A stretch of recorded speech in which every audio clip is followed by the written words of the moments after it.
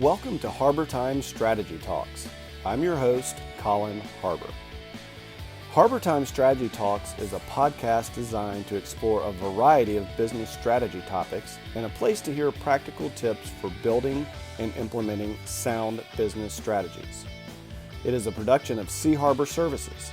You can find us at colinharbour.com. That is COLLINHARBOUR.com. I am happy to discuss business strategy with you any day, anytime. And now, it's Harbor time. Hello, everyone, and welcome to Harbor Time Strategy Talks. I'm your host, Colin Harbour, and it's September 8th, 2020. A very exciting day at the Harbour household today. My youngest daughter actually got to go back to school. Got to go back in the schoolhouse, I should say. We've been doing online school for a while, and we were really glad to get her back in bricks and mortar. My older daughter, high schooler, actually has a couple weeks left, so they're phasing them in here in our school district. But very exciting day for us, and hopefully some of that will come through in this podcast. I recently read an article, and this article was just published, 2 weeks ago, in the Harvard Business Review. That the article was titled, "Data Privacy Rules Are Changing. How Can Marketers Keep Up?" It outlines many of the challenges facing companies regarding privacy. The article begins with, and I'm quoting here, "As the pandemic forces companies all around the world to shift to remote work and digital systems, renewed attention has been drawn to questions around data privacy. After all, consumers might be willing to accept a delayed package, a canceled flight, or an extended service window in light of the pandemic, but compromise their personal data and it is game over." Over the last few years, we've had some laws that have been passed and regulations. One of the most familiar ones is the General Data Protection Regulation, GDPR, that the European Union passed in 2018. I'm not going to pretend to be an expert on that. Here in the U.S., we have the CCPA, the California Consumer Protection Act. Again, I'm not going to pretend to be an expert on that. But I know that data privacy and data security is a hot topic, particularly as it relates to consumers. This same article concludes with, "To maintain compliance as well as consumer trust, companies must invest in automation and analytics tools that safeguard customer privacy. It is only by investing in solutions that are agile, adaptable, and capable of keeping pace with evolving regulations that organizations will be able to thrive in the new era of consumer data protection." So there's the regulatory piece of it, there's the abiding by the laws, and then there's the consumer trust. There's the reputational risk that you have as a company should you break the consumer trust. So what does this really mean for businesses and consumers? In a lot of cases, as a small business, if you're tapping into systems, you may not have to worry as much about the security as long as the company or the software you're using is abiding by it. But we're all familiar with it. We're all concerned about it. This article, again, not to refer to it too much, said something like 84% of people have exited an online purchase when they felt that their consumer information was being violated. So what does this all mean for us? Today's guest on the show will give us insight into what it means and really talk through the overall industry for us. And its effect on business strategy and marketing strategy. So I'm going to introduce a guy that I've known personally for 35 years, which is hard to believe, but we had many good times together back in junior high and high school. And luckily enough, I've had the opportunity to become reacquainted with him recently, even though we've talked several times through the years. But let me go ahead and introduce you to Jon Davis. Jon is Senior Director of Strategy at BIGtoken. Hey, Jon, how's it going? Great. Thank you for having me on Harbourtime Strategy Talks. All right. Appreciate having you today, Jon. So, Jon, can you tell us a little bit about yourself and about BIGtoken. What do you do? What is BIGtoken, and what do you do? Yeah, absolutely. Been in marketing for decades. Obviously, we've known each other for a long time. We have much more gray than we used to, so it proves the duration of the experience in marketing and sales. But sales has really changed. Marketing has changed, and how brands engage with consumers has really evolved over the years, right? And so I liked the opening that you came with the trust factor. Because at the end of the day, consumers do want to know about new products. Consumers do want to know about new offers on the things that they buy every day, new flavors, new packages, new retailers, new ways of shopping. And as we've seen during the course of the pandemic, behaviors have really shifted online, right? And so what's happening is consumers' data is being collected at a much more massive scale than in the past. And there's laws and regulations they're going to come to pass that are going to regulate a lot of what can be done with that data, who collects the data, and the empowerment of the consumers. And so at BIGtoken, that's one of the things that we're really focused on from a consumer experience standpoint. Okay, and I am going to give you an opportunity a little bit later to do what I call a little bit of a commercial, if you will, for BIGtoken, but that helps lay the groundwork, obviously, for what we're going to discuss today. So I guess just in broad or in general terms, let's talk a little bit about shopper marketing and the shopper marketing industry. What is it? How does it impact business? How does it impact, let's say, me as a consumer? Or let's talk about the industry as a whole. Well, and we can bring it back to the consumer privacy standpoint too, right? Because if you look at the market as a whole, and I just mean a broad perspective, consumers, you're a consumer, I'm a consumer, we buy things, we consume. By definition, we're consumers. In the space that I am in, I'm in Rogers, Arkansas, so I'm really close to the headquarters of Walmart. We're really focused on what is called shopper marketing. So you alluded to that in your setup. Shopper marketing is now, Colin or John, we buy a very specific product at a retailer or a channel. We've made the commitment to now purchase product. We're becoming a brand advocate. We like this brand of coffee. We like this brand of toilet paper, let's say, and we purchase it in many different ways. You will probably buy your meat in store. You will probably either pick it up curbside. And then a lot of your paper goods, maybe they're delivered to you. So now you're a shopper.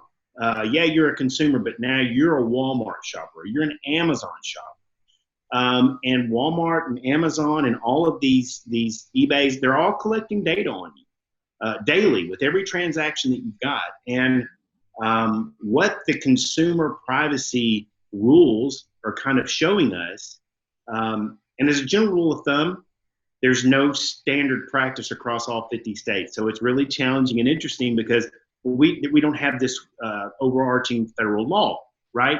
So it's going to get really fun and challenging over the next few months and years. But consumers need to be able to see the data you're collecting, modify the data and how you use it, or delete it altogether.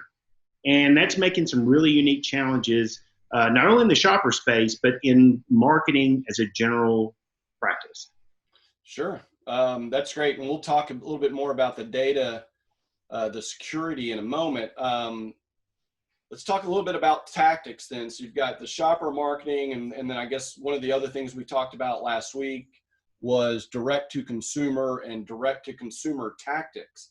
I thought one of the interesting things you pointed out is the feedback that consumers want to give, whether it's positive or negative. Consumers want to give feedback, But so let's talk a little bit about then direct to consumer and the direct to consumer tactics, and how companies are using those these days.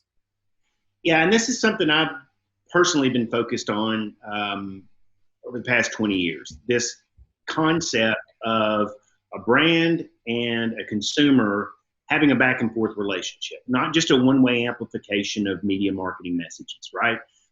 There's so much information that consumers and shoppers, however you want to coin the phrase, want to give back to you as a manufacturer or a service provider. Having that mechanism to be able to do that is critical.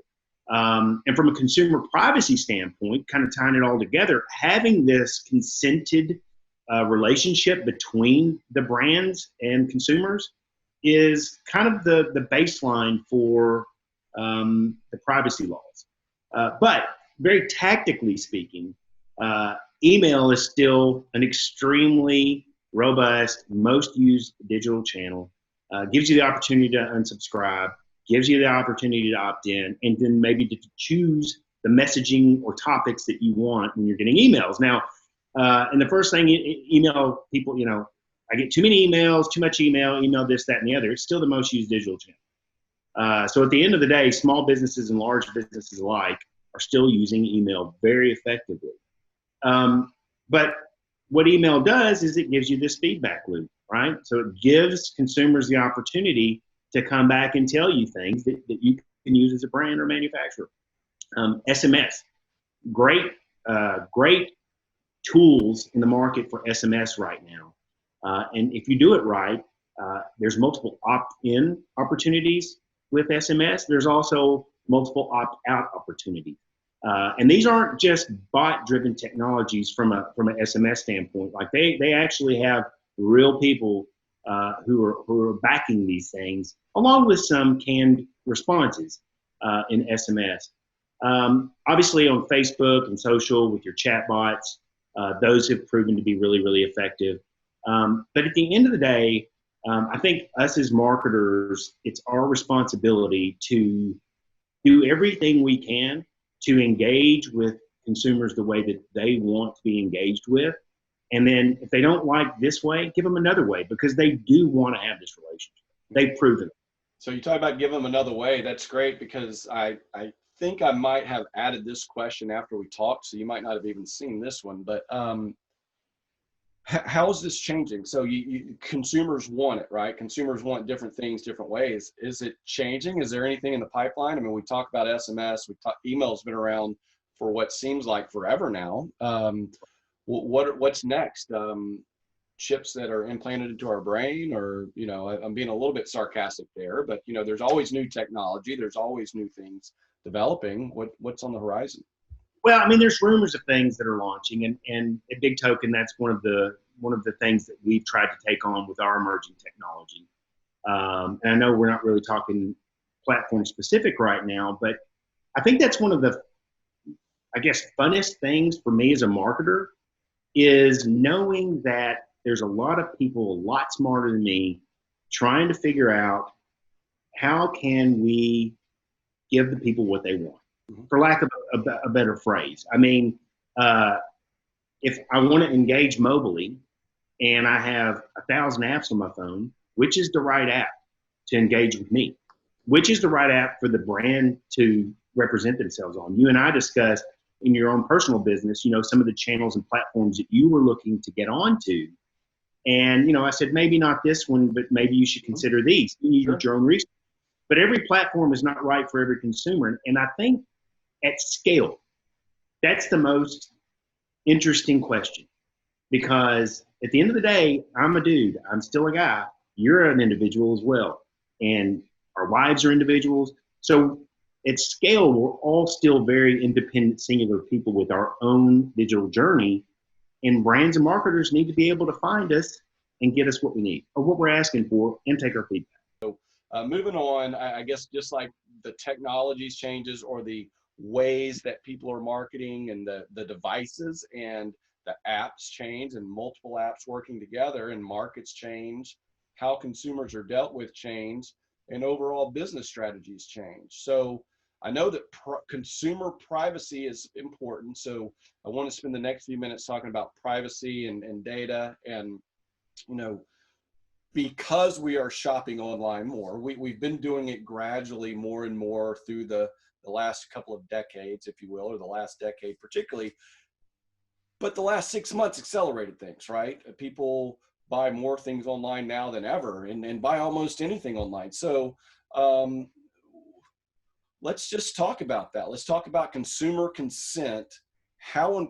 What again, just to focus a little bit more what that means and how important is it? Yeah, it means empowerment. It means empowerment. There's a ton of articles out there, and there's a lot of experiential evidence of users finding out that their data was used for a number of different reasons, be it political, from a marketing standpoint, or for any other number of campaigns, whatever kind of push you need to make. It's an awareness of this or awareness of that. People are realizing now, wait a minute, they've collected a ton of data on me. And if you look at the data industry as a whole, I mean, it's a multi-billion-dollar industry. We're talking about companies like Acxiom, Experian, banking systems, retailers. Your data breadcrumb trail is ridiculous. And you, quite frankly, if you knew all the data that they had and they could pile up under you just from your phone, right? You would be amazed. Like it's so, yeah. Yeah. So that's where privacy really becomes, okay, it's a concern, it's an issue, and it's going to become more of a concern and an issue as time goes and people become more educated on the issue. But empowerment. I come back to empowerment. Let me opt in. Let me opt out. Show me what it is that you're using my data for. I may not want you to use my data for that. Show me what you've got collected. And the CCPA specifically says that consumers have to come in and have this transparency, which again, I think transparency, it's a really valuable thing for brands to be able to go to a consumer with, or any company, not just a brand, but have transparency on what do you have on me. Let me see it. And then, oh, by the way, I'm going to delete it. I'm going to go ahead and opt out of this particular data set. And from a consumer standpoint, fabulous. It's going to take time. From a marketing standpoint, scary. Because now, how do I target people who buy butter? Not everyone buys butter. Some people buy oil-based butters, not three-ingredient butter. How do I target people that are in the market for a Chevrolet, an SUV? How do I target people now if they're opting out and data now is not being collected and put under these umbrellas of these anonymous cookie numbers, of these user IDs? How do I find all these people at scale and make my marketing an efficient practice? Do I go back to snail mail and do direct mail? I mean, some people are doing some of that, but our lives are by and large online and digital now. So a solution is going to have to be created, and one right now does not exist. If anyone says they have a solution to CCPA and consumer privacy and can do it at scale and market, I would challenge them on that strongly. Because I don't believe that there is a cohesive solution right now because the laws are still being written. So how can you have a solution when the laws are still being written? Yeah, and it may be a while. I guess we have to wait for more election cycles before anybody will focus on some of that. And then privacy. So I mean, you kind of touched on it, right? Privacy or consumer consent, and then we talk about privacy. I mean, I've always kind of been under the impression that, I mean, it's just the world we live in. Data's out there. Data's just going to be there. And we talked about it last week, and you just mentioned it. If a customer comes to a business and says, hey, I want you to destroy my data, or I might not be using the right words, but essentially eliminate it, can it ever truly be destroyed? So then how can companies keep that private? I guess that to your point, that is the big question, right? The regulators, the legislators will come up with things. Businesses will have to interpret it. There will be a lot of challenges, but how do we protect the data? Yeah, and you still have to put it into practice, right? And so I've had conversations with people who have this sort of opinion that, you know what, I just assume that my digital life is being tracked. So just from the sheer nature of the fact that I do everything on my phone, I'm consenting to you just collecting data. Yeah, to some degree, especially the younger generations of people. You and I were coming up, we didn't have cell phones, right? We remember that day. We'd leave at 9 o'clock in the morning on a Saturday. I'd come home at 6 in the evening. Who fed you lunch? We were gone. We were not connected to the world like we are now. So the younger generations have this concept of, I'm connected to everything. It's just part and parcel to that experience. But the reality is that's not where the industry is going. That's not where this concept of consumer privacy is going. It does not have a laissez-faire approach. It really is. It's got to be either opt-in or opt-out, depending on if you're talking about CCPA or GDPR. And then there has to be, again, the empowerment of the consumer to be able to own that experience. And so that's where it's going. That's what it is. So your thought is that the power still is in the hands of the consumer in most cases, or in a lot of cases. Well, no, that's where it's going.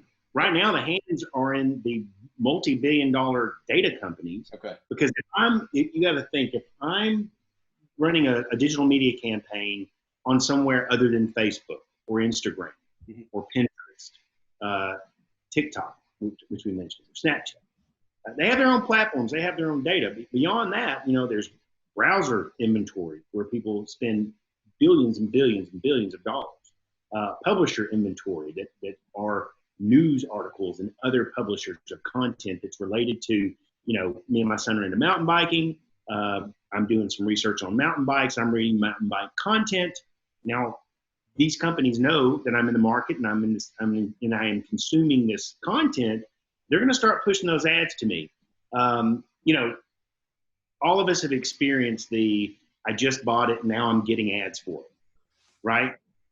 It's a hideous experience, not only for the consumer, but think about the wasted dollars from a marketing standpoint. And so if you're talking about informed consent and consumer privacy and this opt-in nature of allowing marketers to use my data, it actually is going to improve their planning, their budgets. It's going to be a more efficient way to go to market because you're going to have an audience that's engaged, that's raising their hand saying, I want messages on X, Y, and Z. Sure.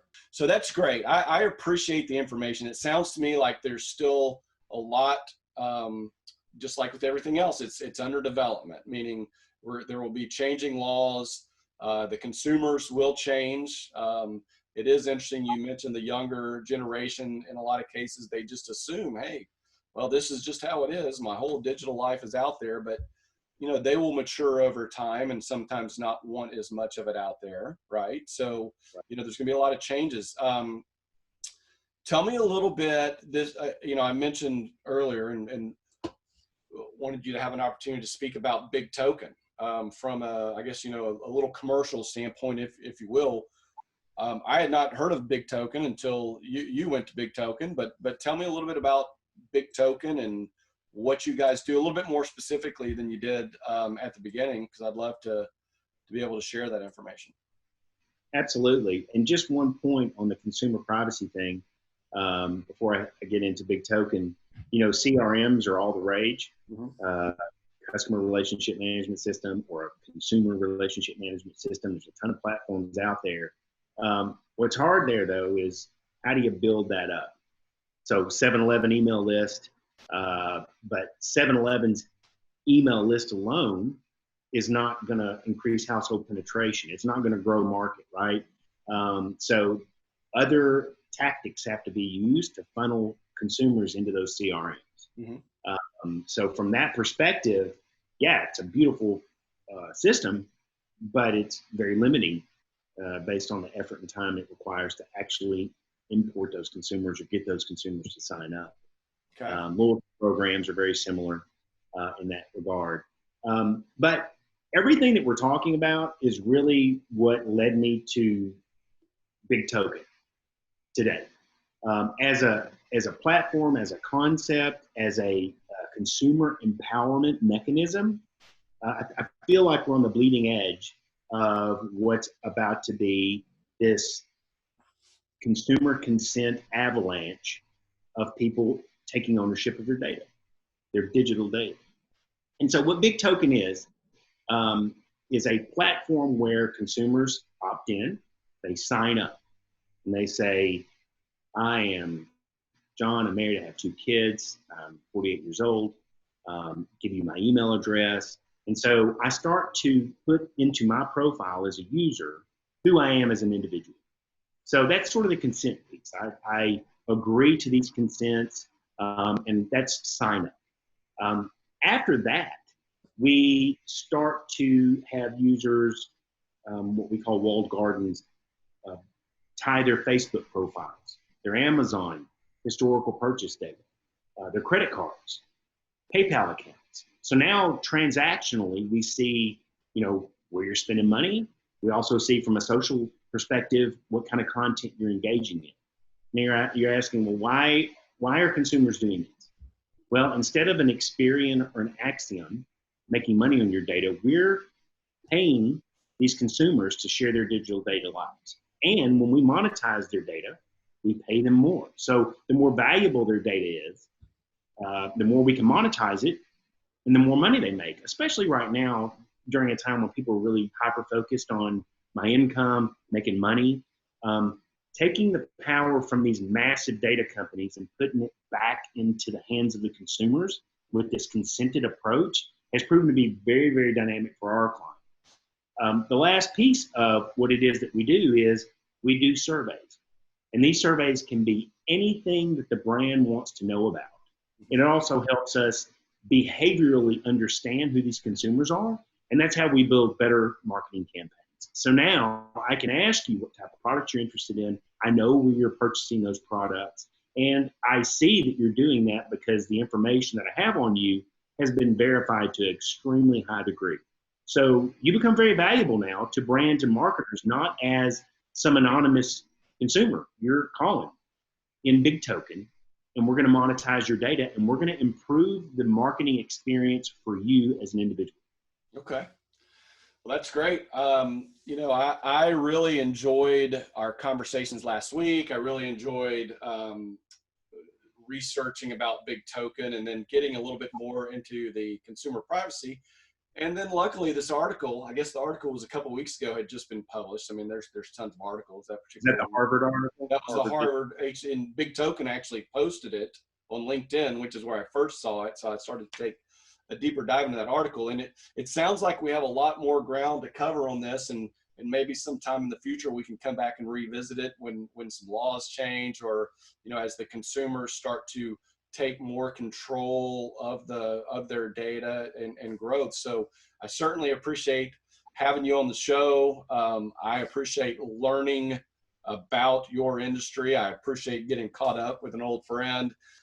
Again, it was great having you on the show, and hopefully our listeners will have gained some insight into the consumer challenges and the data and privacy challenges as we move forward. But like I said, I hope as things change and down the road again, we have another opportunity to talk about this. But again, Jon, thanks for joining, and enjoyed talking to you, and let's get caught up again soon.